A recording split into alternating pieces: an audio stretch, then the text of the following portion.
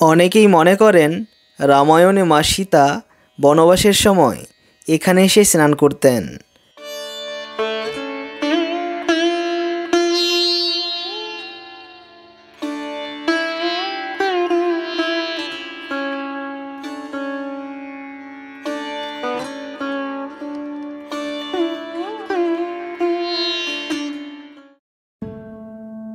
মানুষের জীবনের কোনো ভরসা নেই, আজ আছি তো কাল নেই। এই জীবন সান্নিধ্যে ঈশ্বরের দর্শন খুবই দুর্লভ ব্যাপার, কিন্তু আমরা সেই সব জায়গা এক্সপ্লোর করতে পারি যেসব জায়গা ভগবানের পায়ের স্পর্শে পবিত্র হয়ে গেছে। তার মধ্যে আজ আমি আপনাদের নিয়ে যাব সীতাকুণ্ড, যেটি ময়ূরভঞ্জ ডিস্ট্রিক্টে অবস্থিত। ঢাকাতেও সীতাকুণ্ড রয়েছে, যদি কোনো দিন সময় হয় তার গল্প শোনাবো। তবে আজ চলুন সীতাকুণ্ড, একটি পবিত্র জায়গার দুর্লভ দর্শনের ভ্রমণের অভিজ্ঞতার জন্য। সবার আগে আমরা জেনে নেব সীতাকুণ্ড আসার সবচেয়ে কাছের রেলওয়ে স্টেশন। আমাদের আসতে হবে গুগলে এসে সার্চ করতে হবে সীতাকুণ্ড শিমলিপাল। এই শিমলিপাল কথাটা কিন্তু অ্যাড করতে হবে, কারণ সীতাকুণ্ড আরও অন্যান্য জায়গায় রয়েছে। আমরা আজকে যে জায়গায় যাব সেটা হচ্ছে শিমলিপাল সীতাকুণ্ড। আমরা এন্টারে ক্লিক করব। এন্টারে ক্লিক করলে কি রেজাল্ট আমাদের গুগল দেয়, এখানে কি বলছে, the nearest railway station to Sitakund waterfall in Similipal কোথায় আছে, বালেশ্বর অ্যান্ড বারিপদা। সবচেয়ে কাছে রেলওয়ে স্টেশন কি, বালেশ্বর অ্যান্ড বারিপদা। আরও ভালো করে জানার জন্য আমরা চলে আসবো গুগল ম্যাপে এসে সার্চ করব সীতাকুণ্ড ফরেস্ট রিসোর্ট। এরপর আমরা এখানে ডাইরেকশানে ক্লিক করব। ডাইরেকশানে ক্লিক করার পর ইয়োর লোকেশানে গিয়ে আমরা সার্চ করব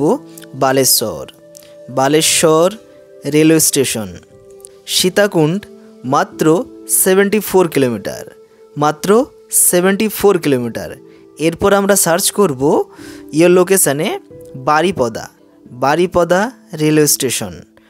আমরা যদি সার্চ করি তাহলে কি দেখাবে, মাত্র এখানে কত দেখাচ্ছে, মাত্র 19 কিলোমিটার। এর মানে আমরা বুঝলাম সীতাকুণ্ড সবচেয়ে কাছে রেলওয়ে স্টেশন হচ্ছে বারিপদা। আমাদের আসতে হবে বারিপদায়। এখন আপনারা বারিপদায় কিভাবে আসবেন? বারিপদায় আসার জন্য দুটো রাস্তা রয়েছে।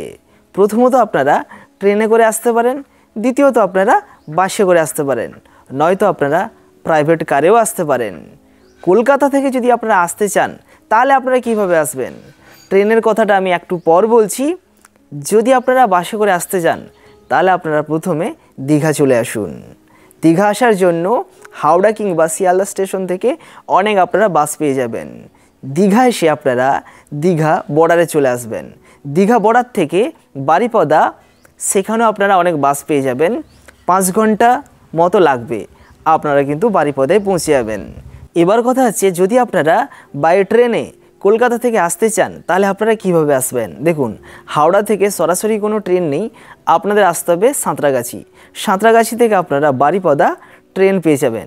তো চলুন আমি আপনাদের দেখাই কী কী ট্রেন রয়েছে বারিপদায় আসার জন্য। এবার আমরা দেখে নেব হাওড়া থেকে কী কী ট্রেন রয়েছে।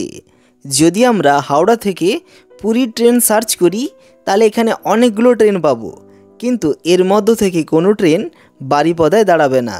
তার জন্য আমরা হাওড়া থেকে বারিপদা কী কী ট্রেন রয়েছে সেটা সার্চ করব। বারিপদা পর্যন্ত কী কী ট্রেন যাবে, যদি আমরা বারিপদা সার্চ করি তাহলে আমরা দুটো ট্রেন পাবো। প্রথমত শিমলিপাল ইন্টারসিটি এক্সপ্রেস, যেটা সোমবার, মঙ্গলবার, বুধবার এই 3 দিন কিন্তু যায়, 4:15 থেকে 9:06 পর্যন্ত। আর একটা ভাঞ্জপুর স্পেশাল, দুটো ট্রেন রয়েছে, ঠিক আছে। তো এই যে ট্রেন আমি দেখিয়ে দিচ্ছি আপনাদের, এইখানে বারিপদায় কিন্তু দাঁড়াবে। এতক্ষণে আপনারা বারিপদা রেলওয়ে স্টেশন নয়তো বাস স্ট্যান্ডে এসে পৌঁছে গেছেন। এরপর আপনারা কিভাবে যাবেন? যদি আপনারা বাস স্ট্যান্ডে নামেন তাহলে তো সেখানে অনেক গাড়ি পেয়ে যাবেন সীতাকুণ্ডে যাওয়ার জন্য। আর যদি ভাগ্য ভালো হয় তাহলে রেলওয়ে স্টেশন থেকেই কিন্তু আপনারা সীতাকুণ্ড যাওয়ার জন্য ট্যাক্সি কিংবা ক্যাফে পেয়ে যাবেন।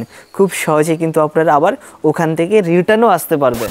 আশা করছি ভ্রমণ সংক্রান্ত কোথাও আপনাদের বুঝতে অসুবিধা হয়নি। এখনও যদি কোথাও বুঝতে অসুবিধা মনে হয়ে থাকে তাহলে অবশ্যই আমাকে কমেন্টে জানাতে পারেন। যেহেতু আজকে আমরা প্রাইভেট কারে ভ্রমণ করছি, সেহেতু আমি আপনাদের পাবলিক স্পটগুলো দেখাতে পারলাম না। আপনারাও চাইলে প্রাইভেট কার করেও এখানে আসতে পারেন। সাহায্য অনুসারে গুগল ম্যাপ তো রয়েছে। তবে চলুন, আর বেশি দূর নয়, আমরা আমাদের গন্তব্যে পৌঁছে গেছি। সো গাইস, ফাইনালি আমরা পৌঁছে গেছি।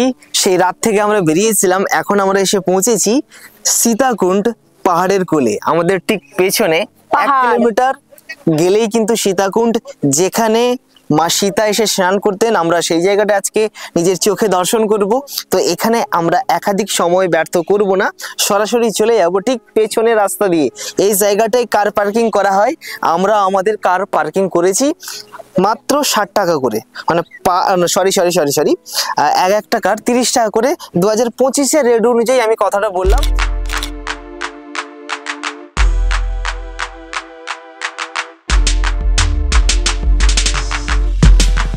কুণ্ডে যাওয়ার জন্য আমাদের ধীরে ধীরে পা ফেলে এগিয়ে যেতে হবে, কারণ পাহাড়ি এলাকা গ্রীষ্মকাল হোক কিংবা বর্ষাকাল হোক, যে কোনো কালেই ঝর্ণার জলে পাথরগুলো পিচ্ছিল অবস্থায় থাকে।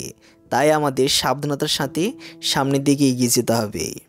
ভিডিও করার জন্য আমরা স্বামী স্ত্রী পিছনে থেকে গেছি, বাকি সবাই সামনের দিকে এগিয়ে গেছে। আমাদের আর বেশি দূর নয়, সামান্য গেলেই আমরা কুণ্ডের দর্শন পাব। এত পথ, এত পরিশ্রম করার পর এতটা ক্লান্তি নিমেষে আমাদের দূর হয়ে যাবে, কারণ এখানকার পরিবেশ, এখানকার বাতাসের স্পর্শে, এখানকার পবিত্র মাটির স্পর্শে আমাদের সব ক্লান্তি নিমেষে শেষ হয়ে যাবে। আশা করি আপনারাও এই জায়গায় এলে সেই অনুভূতিটা পেতে পারবেন।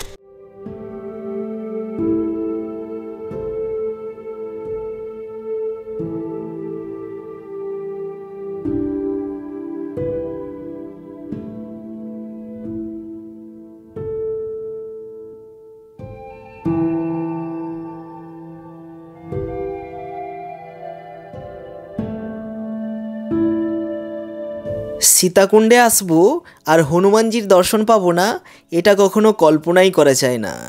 রামের পরম ভক্ত হনুমান মা সীতার সর্বদা রক্ষণাবেক্ষণ করে এসেছেন, মা সীতাকে আগলে রেখেছেন। তো এখানেও এসে আপনারা হনুমানজির ধ্যানে মগ্ন অবস্থায় পাশে মহাদেবের লিঙ্গের দর্শন করে আমরা চলে যাব সীতাকুণ্ডের দিকে। তো চলুন, সীতাকুণ্ডের সামনে গিয়ে আপনাদের সাথে কথা হচ্ছে। এতক্ষণ পর আমরা এসে পৌঁছালাম সেই সীতাকুণ্ডে। এই দেখো কত উঁচু থেকে জল এসে পড়ছে এই কুণ্ডে, যেখানে আমরা পৌরাণিক কাহিনী অনুসারে মা সীতা যখন বনবাসে ছিলেন তখন এই জায়গাটা এসে স্নান করতেন।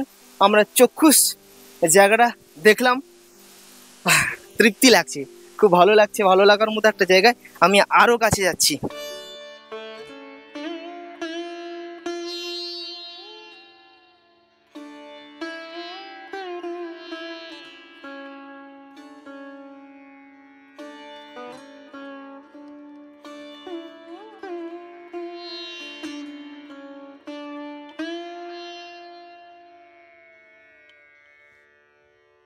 এতক্ষণ পর আমার স্ত্রী এলো, ওর সাথে অনেকক্ষণ বসে গল্প করলাম। ওকে জিজ্ঞাসা করলাম এই জায়গাটা ওর কেমন লেগেছে। ও বলল ভীষণ ভালো লেগেছে। আর সত্যি ভালো লাগার মতো একটা জায়গা, মনোমুগ্ধকর পরিবেশ। যদি কখনো আপনাদের সময় হয় একবার এখানে এসে ঘুরে যাবেন, আপনাদের সত্যি ভালো লাগবে। তবে আমরা এখন এখান থেকে বেরিয়ে যাব, আমাদের অন্যান্য জায়গায়ও ভ্রমণ করা রয়েছে। তো চলুন যেতে যেতে বাকি কথাগুলো আপনাদের সাথে শেয়ার করি। এই জায়গাটা এলে আমরা যে এখন আছি সীতাকুণ্ড, এই জায়গাটা, এই যে জায়গাগুলোতে মানুষজন পিকনিক করছে। তো আপনারা হলে কিন্তু এই জায়গাটা পিকনিক করতে পারবেন, কারণ এটা পিকনিক স্পট। আর এখন আমরা ফিরে যাচ্ছি। শুনলাম এখানে নাকি কালকে মানে জঙ্গলি হাতি এসেছিল এবং এখানে পটি করেছে। এই যে এটা হচ্ছে সীতাকুণ্ডের কার পার্কিং এরিয়া। এখানেই আমরা আমাদের প্রাইভেট কারগুলো পার্কিং করেছিলাম। 30 টাকা করে 60 টাকা আমাদের কাছ থেকে নিয়েছিল। এখন আমরা সেই জায়গাটা দেখাবো যে জায়গাটা আমি ভিডিওর শুরুতে বলেছিলাম। শিমিলিপাল। আমার ফার্স্টে প্রোনাউন্সিয়েশন একটু ভুল হয়েছিল, শিমিলিপাল। তো এই গেটে যাওয়ার জন্য আমাদের টিকিট কাটতে হবে এবং এই এলাকাটা পুরো ভ্রমণের জন্য আমাদের 1 দিনের মতো সময় লাগবে।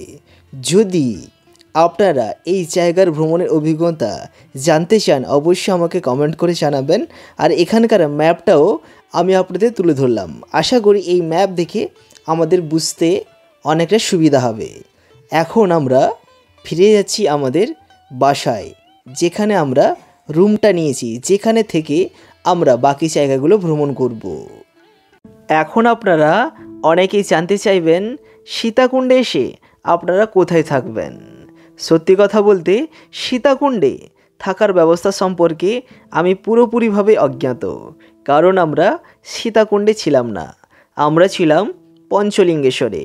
কারণ সীতাকুণ্ডে আপনারা খুব অল্প সময়ে দর্শন করতে পারবেন, পরে আপনারা চলে যেতে পারবেন পঞ্চলিঙ্গেশ্বরে, সেটাও খুব কাছে। পঞ্চলিঙ্গেশ্বর যাওয়ার আগে আমরা দেখে নেব দেবকুণ্ড, সেখানেও কিন্তু দেবগণ এসে স্নান করতেন।